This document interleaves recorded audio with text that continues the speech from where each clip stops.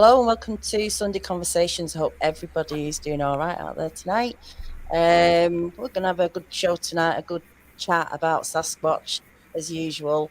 And joining me as usual is Jackie Iron Dogger. How you doing? Great. How are you, Daniela? Doing good, thank you.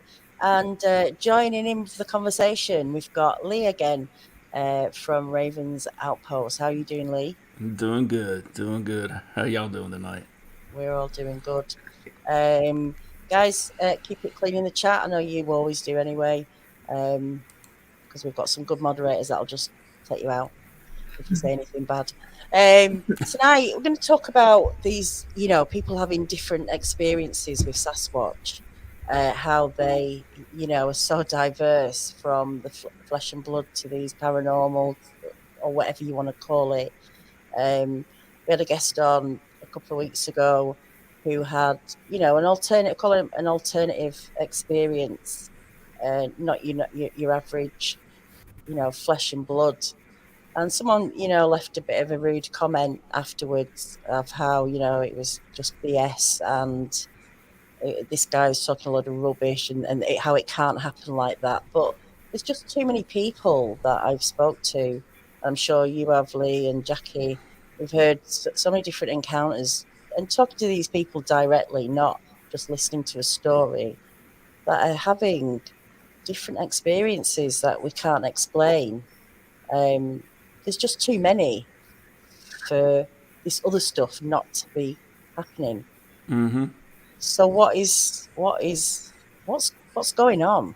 I mean, I know we don't have the answers, but how can one person have, like Kerry say, a flesh and blood encounter, and then someone like our guest the other week who had a completely different, call it paranormal, or the word portal was used, and this is someone trying to describe what they're experiencing, because if you don't know what a portal is, you've never seen one. How do you know what you're Right. experiencing? You're just describing something that's happening, and we just use the words, these words that everybody else uses, but maybe that's really why it's not happen. That isn't happening. I don't know. What do you think?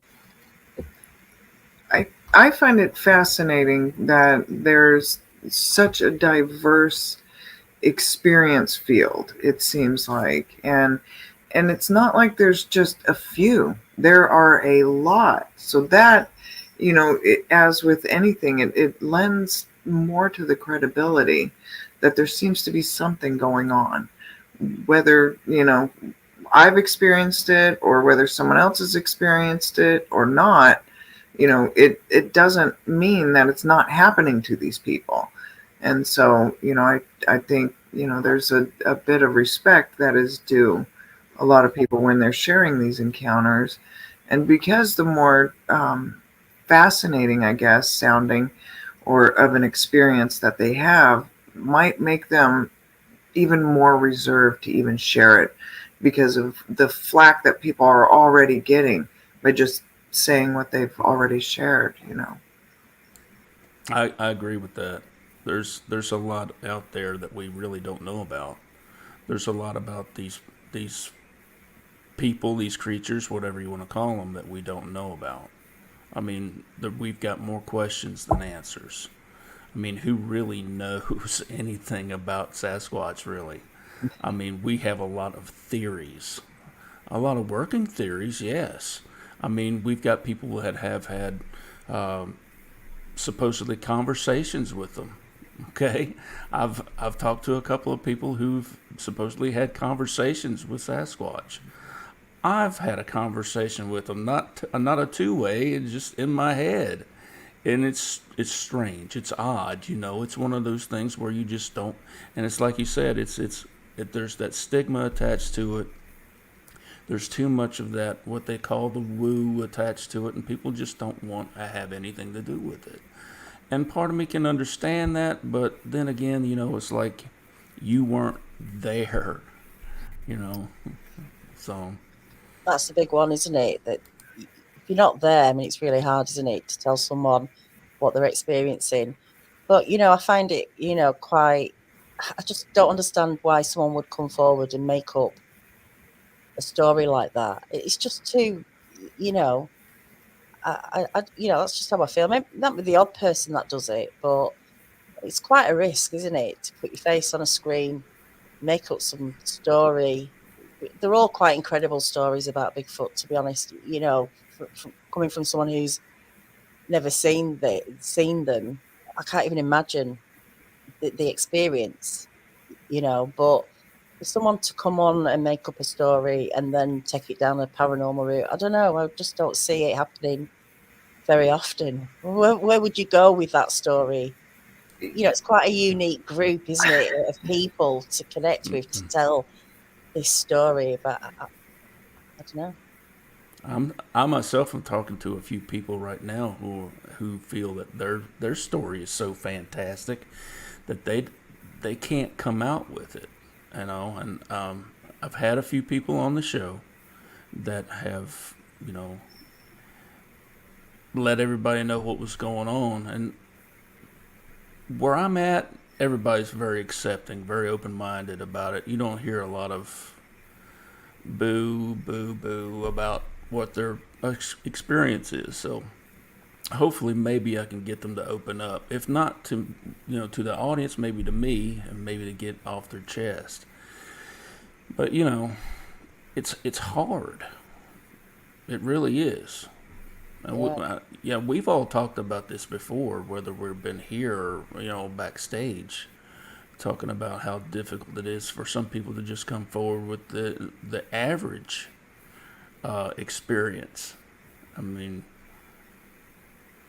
I mean, with mine, and here's the thing: I was able to talk more about ghosts and paranormal side. It was easier for me to talk about that because the thing with that is, I usually had someone with me or someone had experienced the same thing at the same place, and I wasn't alone with that. So with the Bigfoot thing, it just totally changed everything. You know, so I was alone.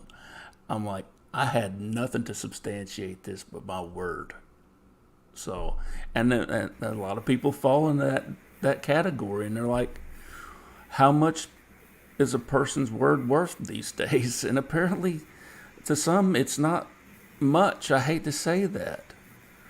Then it's really sad. You know, you've got to have a lot of people are looking for scientific proof when right now there isn't any.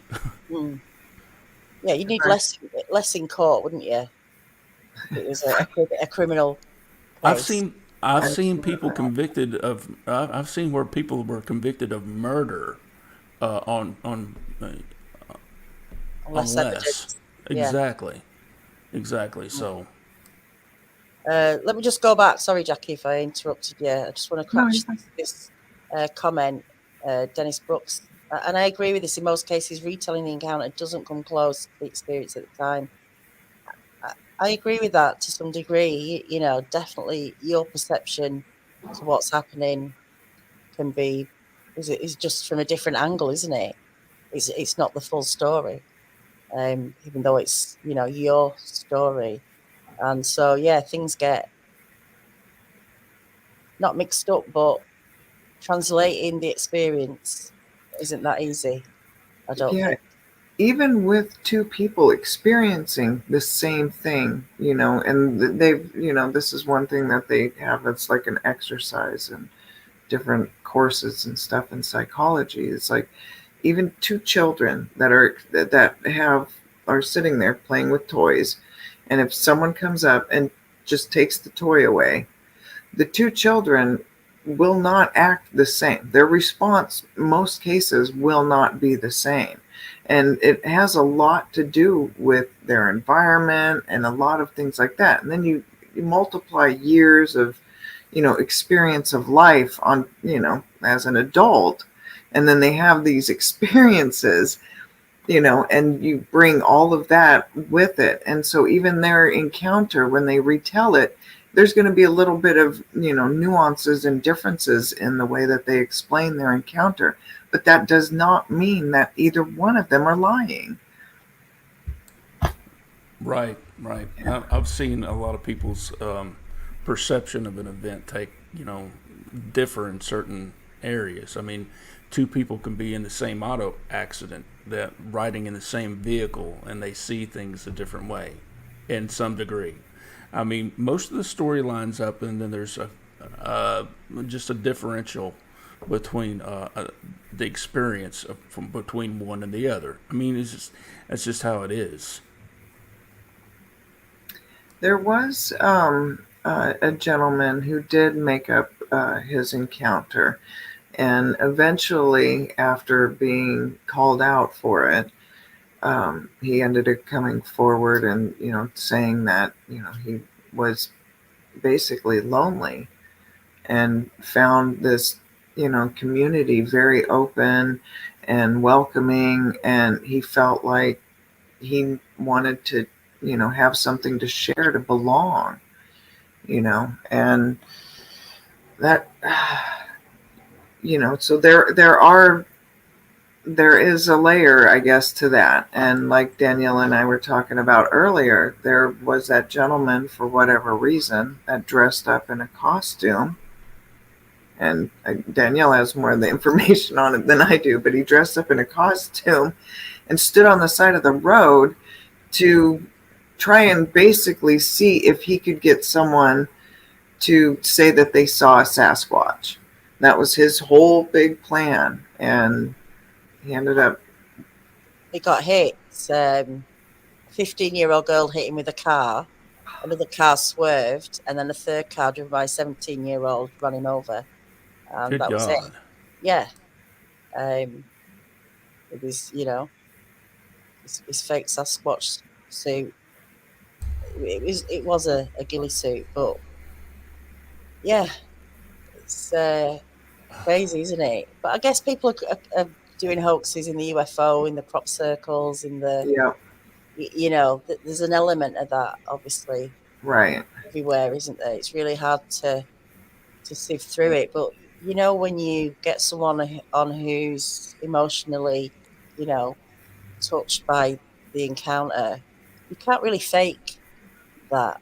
Yep. And when you get to talk to these people, especially before a show and maybe afterwards, because there's a lot of pressure on people coming on and sharing the experience.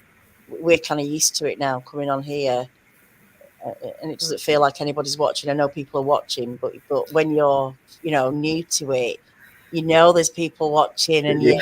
you're wary of it, and you're thinking about. But there's some people that when we talk after the show and before, they're very, very nervous, and then after the show they let much more out. In fact, they say, "I didn't want to say this during the show, but this happened as well." And it's they're too worried about what people are going to think. So we don't get all the information straight away, or ever, maybe, because people worried about what people are thinking. And for me, it doesn't matter whether they're lying or not. You can make your own decision on that, but give these people Exactly. to say what they want to say. And because when you start talking about an issue, it makes a lot more sense when you're physically talking about it with somebody rather than in your head. And a lot of people need that outlet to be able to physically speak and express what happened to them. And then maybe it'll make a little bit more sense to them. But if you don't give people that chance, we could be missing out on a lot of information. And it costs you nothing to believe it or not believe it, or just to walk back past it and go, Right. that's BS, or wow, I was really believe that. It costs you nothing to make those decisions, but you don't have to do it at that person's expense. Absolutely. Yeah, because there's so many fascinating different encounters out there. Like, there are people who are habituating them. And that, to me, is just absolutely fascinating. Because if they're able, I think the biggest question that people have is, if they're able to habituate them, why aren't they getting these great videos and photographs of them? And it seems like the majority don't want to disrupt the relationship. that they have. And so there's, a lot of what I would feel as legitimate reasons for, why they're doing what they're doing. And who am I to judge them? I'm not there. It's I would I be. I can exactly see where they're coming from. I mean, if this is what they're doing, this is their method of investigation or research. Excuse me. You take Jane Goodall for instance, and a lot of people like, oh well, not Jane Goodall, but yeah, she had to spend years, you know, trying to get in touch with this pot of gorillas, and there's a trust issue there, and I believe that if people are going to actually do this, they need to spend the time to get out there and do it. I wish I had the time to do that. I mean, I absolutely try that. I think that's a legitimate avenue, probably one of the better ones in my mind. But it's just me. Yeah, I think we have a lot to learn from the people that are habituating them, and dealing with, this different types of interactions. They're not all the same either. And it's that's another, thing where some people have very intimidating and terrifying encounters, and then yet these other people are able to gift and even have somewhat conversations, in a way, exchange, communication in a way, and it's just it seems like there's such a vast variety, but at the core there seems so much similarity, it's hard to dismiss. And that's one of the things I've thought about too a lot is the broad range of encounters that are out there. You have some harrowing experiences out there where people just will drop everything and leave the area, never come back. Like you've got a few hunters who will never hunt again in a day of their life. Will struggle to step foot in the woods, and then there's others who just walk through the woods barefoot and skipping and singing songs and stuff. It's like, Yeah. oh, it's okay, that's cool, good on you. I just, it makes me wonder, were they having a bad day? I don't, you, I, at the risk of sounding like I'm making light of it, which I'm not. But they, if you go along the premises that they are flesh and blood, which I believe they are, but I think there's also something else to them. But with that being said, everybody has an off day, or you might catch somebody in the wrong mood, and next thing you know, you're going to catch the wrong end of that stick.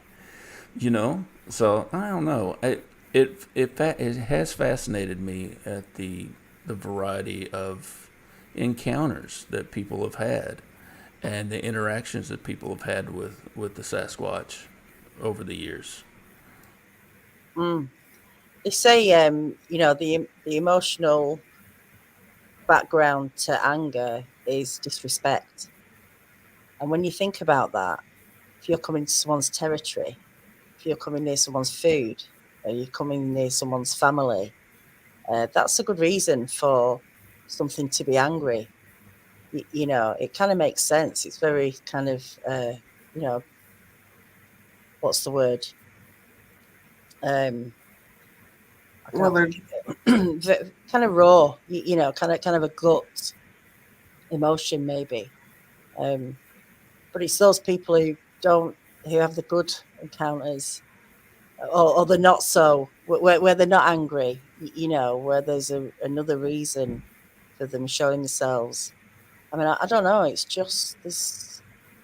It's just so weird, and you can't make sense of it, can you? no. And And then you say No. they're very clever, or intelligent, and you think they'd spot you well before you spotted them, but there's obviously those occasions where they're not paying attention, Mm-hmm. And it's just a look of the draw, like you say, whether they're protecting something or feeling vulnerable.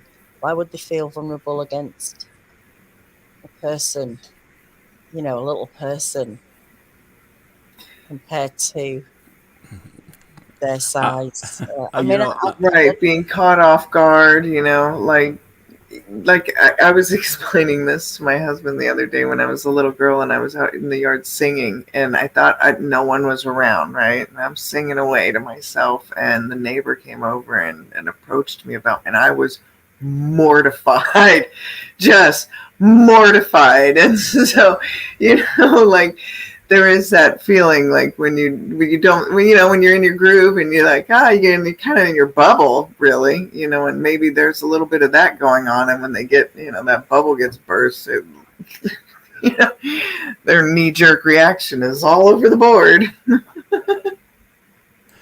well, another thing too. We've had these discussions about language and their intelligence, and it's already been discussed that Sasquatch have a language they communicate with one another. Okay, what do they talk about? What do they say about us? What stories are being passed down about us? You know, I think about odd stuff like that. the I do Sierra, too. you're right, the Sierra sounds, that conversation they were having. What were they Exactly. talking about? I Right. don't Do know. you forgot something when you went shopping? Or, I mean, it was like really like there was Are they something going on, wasn't there? arguing over the food? Were they arguing over going, the encounter itself? Yeah, and it sounded like a male and female, and yeah, just fascinating. Definitely. Yeah, like what I heard out on the river, it sounded like Mm-hmm. communication. I couldn't make it out, but it was Yeah. clear communication. Not to me, but I just thought it was a different language. It's very interesting, though. Well, I've experienced that one time, and my nephew, before him and his girl and his little daughter moved out west, we had one get together, me and him, and we were like, well, let's go camping. I said, okay, let's do that. So we're out there, and it's probably about 11 o'clock at night, and we hear this odd owl, and he looks at me, and because he's not a Bigfoot guy, he doesn't care about none of that. He said, what in the world is that? He said, that's no damn owl. Who is that? Somebody out there? And it wouldn't maybe 5 minutes later, you hear that chatter.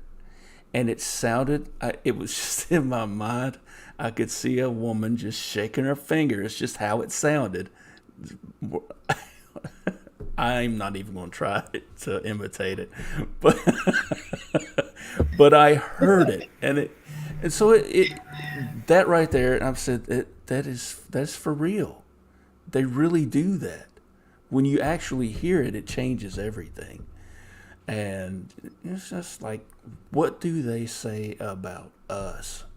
You know, what stories have been passed down through the years about us and how we act and all that. So that it has to have some determination on how they react to us when they see us, or why they keep themselves hidden.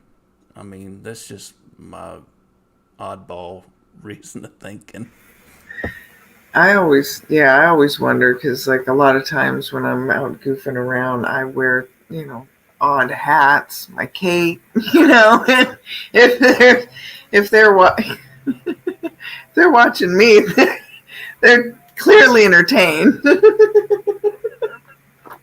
Going back to the conversation, Kevin Parker, Claire said they were having a domestic. Now that's Sasquatch Chronicles 515, which is my favourite episodes on there. Claire, English woman over in, I think it's California. She said they were in conversation because they were having this argument, and I feel like the female was trying to stop the male from going for Claire. Oh yeah. Mm-hmm. She was trying to calm it down, I think, and she did. I don't know because she passed out, but if you listen to that episode, it's so much detail in that one where she's taking photos and they come around the corner, and she thought they were cats originally, and then they all popped up, and it was like a group of Sasquatch, little ones, females. The male goes into the seas picking seaweed and throwing it to the females who were putting it around the necks. I mean, it was an amazing encounter. But yeah, she said they were, chantering away back and forth, really having a conversation. So yeah, I mean, to what level though emotionally are they? How sort of, compared to us, we've got so many feelings, haven't we? Literally about everything. Exactly. I don't think they're like that. I think it's No. much of a more basic level, but still, it feels like they have some sort of emotion to them, don't they? Seems to be something they must, when they're looking at humans, thinking that looks like me or one of my family. And so, I mean, I think so. Don't know. Right, minus a lot of hair or wearing stuff. Right? Like they're looking at like, but then I don't know. You'd think like if they were able to see humans, there would be, and if there was some kind of communication, are they able to share that wisdom with their younger ones? I wonder if they are killing people, or if they've ever have they ever tried any of these clothes on? Well, I mean, obviously they're going to be too small the clothing, like, when you think about it. But I wonder if they've tried to do that for the little ones. Like the little kids are like, look at me, look at me. I've never really thought about that. It's a possibility. Can you see one in your head, one walking around in some lady's church hat? Now, come on now. That's hilarious. They must go through stuff that's left when people leave stuff in campsites or whatever. I'm pretty sure they pick up a variety of stuff, and if they're, inquisitive, I think some people have. I think there's 2 or 3 accounts of people seeing them wearing something. So if they recognise hunters, if they recognise guns, if they know, they're aware of stuff. So clothing is an interesting thing. What do they think of that? And yeah, and there's been a lot of times I've been out. Oh, sorry. I said they probably don't care. There was a lot of times where I was out where you'd come across like random things, very remote, that didn't seem like it was left by campers or something, but it was just like a random like kids like plastic seat, or like just the most random stuff, or toys. That was always, I don't know why, but it always gave me the heebie-jeebies coming across like kids stuff out in like the remote areas of Alaska. I just thought it was yeah, that's the worst, man. I mean, that right there, yeah, it sends shivers down my spine. And not a whole lot scares me like that, but that bothers me. Yeah, and I don't understand why, because as a parent, every parent has their kids that leave their stuff, Exactly. And even if you go do, the quick look around, there's always something left behind. But for some reason, coming across that stuff just like walk 5 miles around it. Give it a wide berth. Yeah, absolutely. The Snow White Bigfoot has a lot of interesting stuff going on. Whatever is going on there. Absolutely. They bring stuff, trinkets, tools. That, it just fascinates me what is going on there. Right, and it's very little is captured. Yeah, right, exactly. And it's all right there. Like, it seems like she'll turn around and do something, and then something will get moved or changed or added or taken, or and there's all that clear space. Like, you would think you would be able to see something come and go, and that also adds into those different encounters that you just can't explain. I just don't know. I'd probably get bored of going up there every day personally. I'm moving something around. Why are these things so intrigued and willing to do that over, swapping a marble for a screwdriver or something? It's just, why are they playing this game for so long? What's That's the end of it? What other creature kind of does this sort of stuff? right. That's a really good question. Yeah, it's very intriguing. And is it the same one? Is it a group of them and they're just tag teaming and going, okay, it's your week. It's I don't know. I've thought about that too, and I can't come up with a logical explanation for that. I really can't. there Yeah, was with that gentleman that was actually speaking with them too. Like I can't remember his name for the life of me. It's gonna drive me crazy. But it was a while ago that I watched these videos. I don't think they're still around or anything, but he was able to. He was out at a cabin. I think it was in Canada. Oh, it's Somewhere. not Sasquatch, Ontario. Mike I'm Patterson. not sure. I'm not. Nefertia, Who? flower. But yes, Yeah, yes, it's yes. fascinating. It's fascinating. It It's the was. first kind of guy I got into. The Yeah. first recommended Bigfoot video, man talks to, records audio of Bigfoot talking. That was the first video I ever clicked on regarding Bigfoot. Hmm. And so when I got into it, I was like, oh my God, there's this thing out there that's communicating with people. And, when you're a complete newbie to this subject, it's a long old road trying to find some like normality here. Like, what is going on here? There's, right, like you say, this guy's talking to them, and then you've got, the people that are just having a terrifying 5-second encounter. And I didn't know what to think. I'm quite logical, reasonable, I'm kind of, and I just couldn't work out. This is what grabbed me really, the fascination of what is going on here. Why are people coming out with this and other people are having completely different experiences? And, somewhere in me, I'm kind of always saying, what if we're completely wrong and this is from another world? Right. We could all be completely wrong, and this is something external that is here.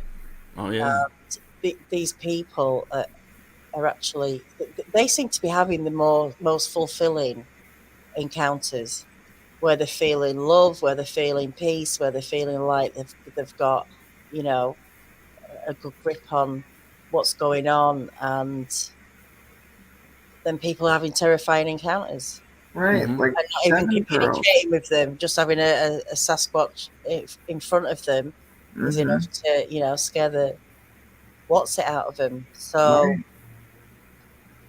I don't know. I've just talked to so many people. It's really hard for me to go, they're talking rubbish or they're talking rubbish, because Mm-hmm. I truly feel that they're feeling it, and it is happening to them. And there's so many similar stories, and for a fact that some of them never won't know each other. It's getting bigger now because it's on YouTube. But before Right. then, these people were having those encounters and won't have known about anybody else. I don't know. It's fascinating. It is. And there seems to be just so many layers to it. Like the Mm-hmm. people who are having these experiences with portals. Like to me, that is just, it seems just so out of even, the realm of anything that I've ever experienced, and especially like I've said that multiple times, why would they be in 26 below if they could portal around? That's just my logic that I throw at it. But that's just me being dorky. I mean, who knows? I mean, we don't know, and that's just it. Right. We don't know. We don't. And my look at Sasquatch and their origins have brought me to looking at our origins, our history, our capabilities and our abilities, Um, and I've been going down this rabbit hole with the third eye spy, and I've been doing this, where our government worked with remote viewing, and all that, and there was a comment that was made, and it kind of stuck in my head. It's easier for us to find people with psychic abilities than it is for us to train them and for them to actually use them efficiently.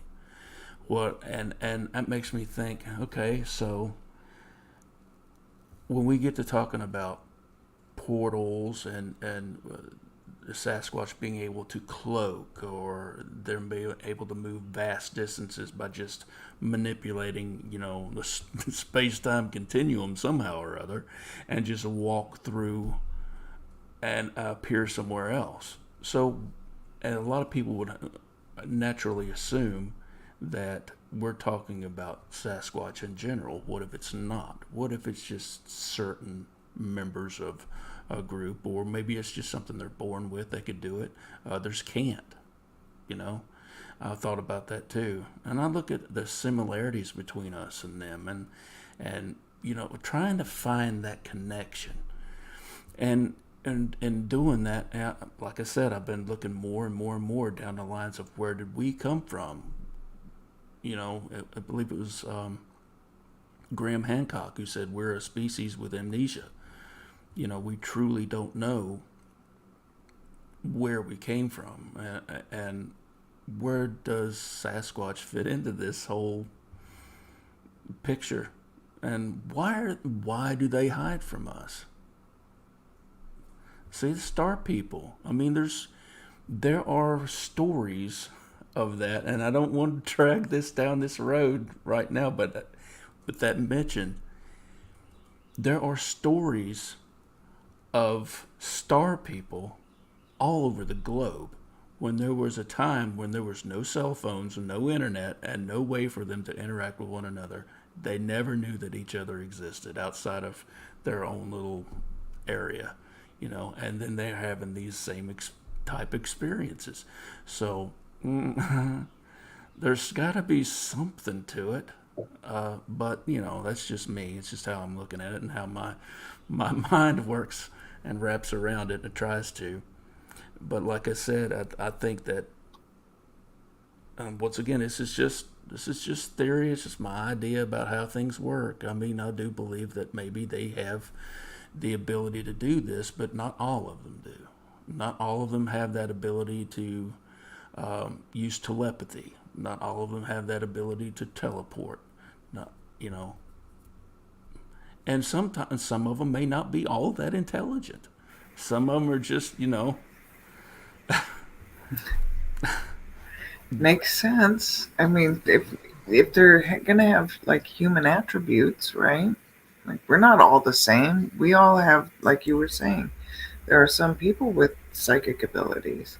hmm yeah. And this is something I was thinking about too. And you look at how they act and where they are truly a free people. They're free.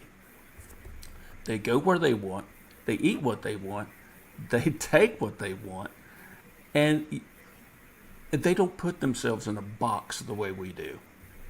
We really do have to have some sort of structure.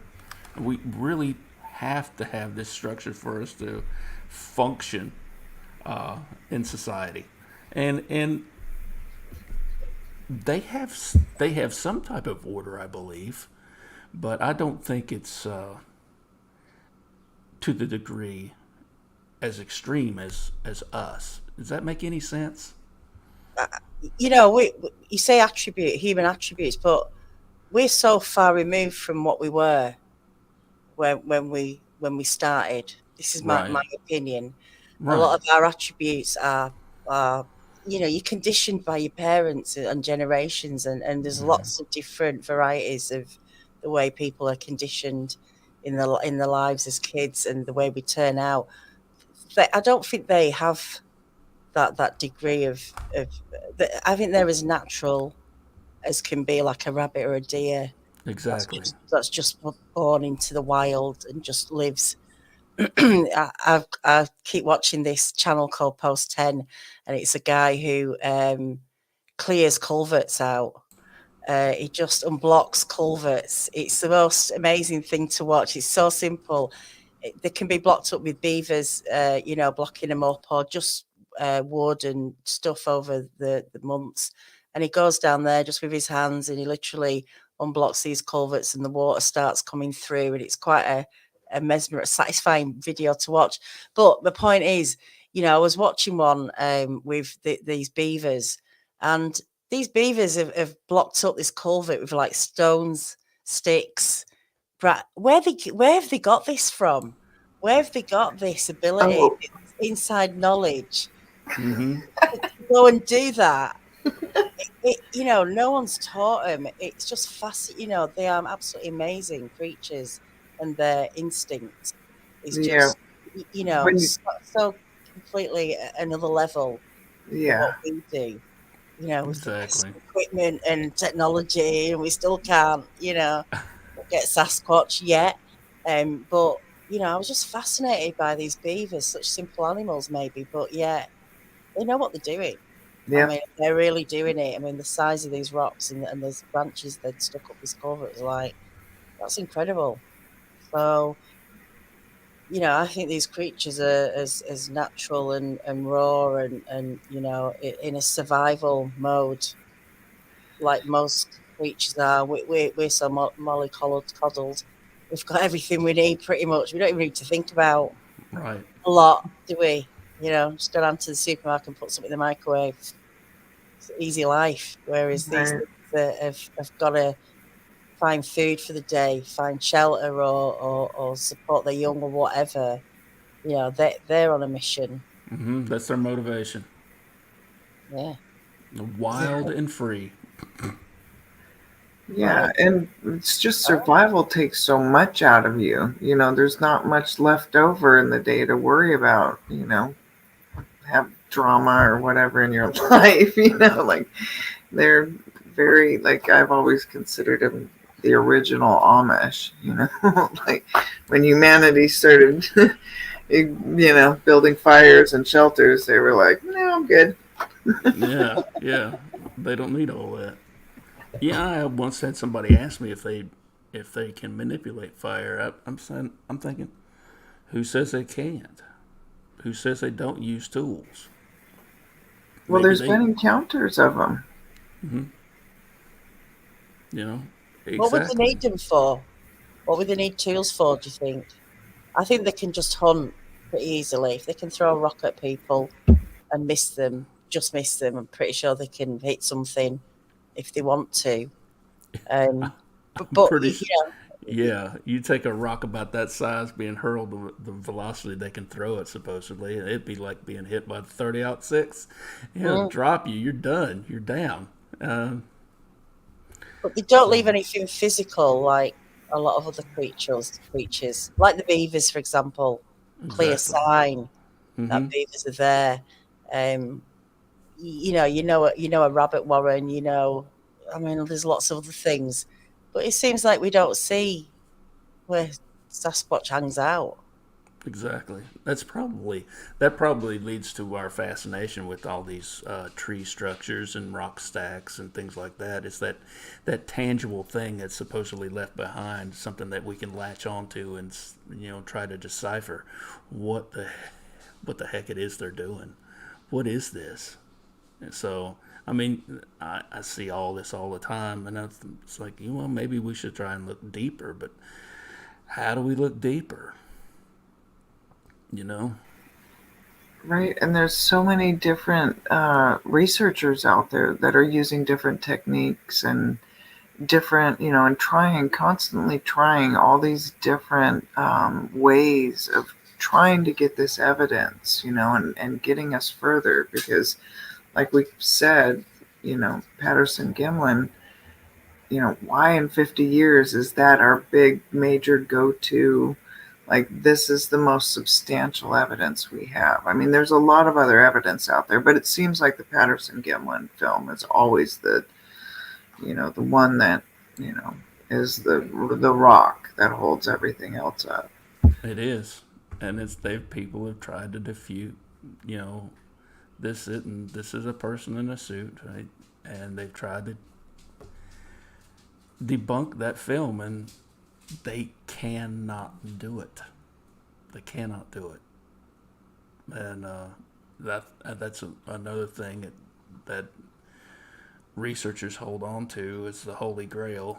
But even if it's fake, even if it's fakely, what about all the other encounters we've heard and Well, all of the course, other yeah, experiences? So, for me, that isn't just the be all and end all. I know right, people hang around it. I mean, it's the best thing physically out in the open that we've ever seen. But there's just too much other stuff to back up absolutely. that film. Out of, out of all the research that I've done physically, most of my knowledge comes from other people's eyewitness testimony. I've heard thousands, as well as you guys have. And I'm sitting back thinking, and I think it was John Bernagel said this: if 10 people give you a story, and only one of them is telling the truth, you've got something. So you really do have to go through the weeds, separate the wheat from the chaff, so to speak. I mean, that's where I look at. I look at human interaction and their stories. Mm. I think I asked, what do they need tools for? I'm not sure they need to bother with that. Digging a latrine. Well, if they want to hide the prints, why are they leaving piles of, poo around? If they are, do people Right. find that a lot? Is that a common thing for people to find? Do they actually get it tested? Do they know it's Bigfoot poo? I've never found it, but that's not saying it's not out there somewhere. I just wouldn't stepping in the right place. Yeah. Yeah, I don't. Yeah, I don't know what would make me look at some feces and go, "Oh, that's definitely."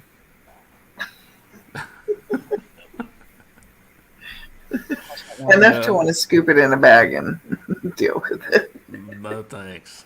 No, it's all right. I'm just going through the chat. If there's any. So it is just a device or input used to carry out a particular function. By that definition, a hunting rock would count. Yeah, I guess. And maybe they do something with their sticks. I just think there's a big connection to wood. And I know that sounds a bit, they're out in the woods, but it feels like wood is really connected to this creature. The structures, the knocks. Well, and ceremony, like if they're having ceremonies, like I've heard a few people that have brought that up where they still have these ancient ceremonies that, whether they're, every 10 years or how often they are, and maybe that's, one of the theories out there is why there's so many different sightings is that they're on their way to these different, meetings and ceremonies together. And at those ceremonies, sorry, Woo's walking around if you can hear it clicking, but at those ceremonies, they may have a fire going, and so I find that fascinating. Like there's so many different, theories and ideas and, just so much out there to dig through, really. Definitely. I've always said, a physical dig, archaeological dig of an area that's known for Sasquatch. It would just be interesting to see what layers are down there, what's what's going on in that area. I mean, it's all money and Yeah. archaeologists, which aren't cheap, I guess. Yeah. And, usually where those areas are, it's hard to get equipment and stuff in, and et Just cetera, a et little cetera. shovel, just a little Right. shovel, a little And the comb, little a little brushes. brush. Yeah, just do it like that. You're right, Jamie. We do. Not that, anybody wants to be the one. Just to come across one will be handy. And while we're at it, everyone send some prayers over to Jamie. He's just smashed his first chemo treatment. And yeah, so send him lots of love and prayers for his next few treatments. But he's handling it really well, and I'm pretty sure he's going to smash it, no problem. The rest of them, and also before the end of the show, just letting people know that Kerry is doing a couple of interviews next week. He's going to be on Dark Waters channel on Monday at 5 Central. I'm not 100% sure if that is live, but I'm pretty sure there'll be a notification up now, maybe, for it. And then on Tuesdays, over with Chris on Discover Sasquatch at 7 Central, and that will be live. So go and check them out tomorrow and Monday. Right, so have we got any more? We've got another 5 minutes left. If anyone's really bored after the show, come over to Hidden Existence, because we'll be on there chatting away. It should be an interesting show. Forrest says it's obvious that these beings can sense trail cam lights, probably can sense digital frequency cameras, or vibrations, which was what me and Larry we talked about a few weeks ago. He interviewed a guy called, I think it's William D. I can't remember his last name, but he was on Drawing Bigfoot, and he said that there is a vibration that comes off these cameras. This was a few years ago, so there might be different types now, but he created his own camera, basically trail cam, and experimented with hiding parts of it underground to stop this vibration. But Forrest, you say, we just don't know. We shouldn't dissect to know. Well, we have to do something, don't we? And luckily, we're not harming anyone. Have I got my days mixed up, Francesca? Have I? No, I don't think so. Sunday today, isn't it? That's all I need to know. That's all I need to know. It's Sunday today.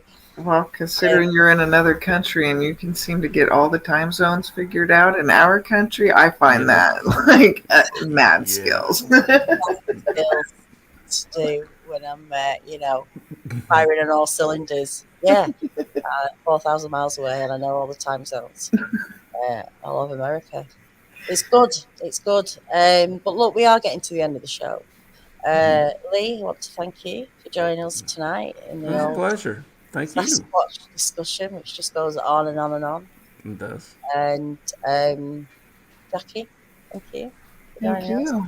Yeah, and make sure to hit the like and leave some comments and share. Yeah, that really helps the channel. Just hit the like button, leave a comment, and if you find this interesting, share it out to someone who you might think would enjoy listening to these conversations. Absolutely. So, like I say, Perry's going to be on Monday night on Dark Waters, Tuesday night on Discover Sasquatch. We might have a drawing Bigfoot this week, but we'll be here on Wednesday for sure. And hopefully I'll see you maybe 15 minutes over at Hidden Existence for And Anything Goes with Jason and me. But until then, everyone, have a great night, and I'll see you all soon.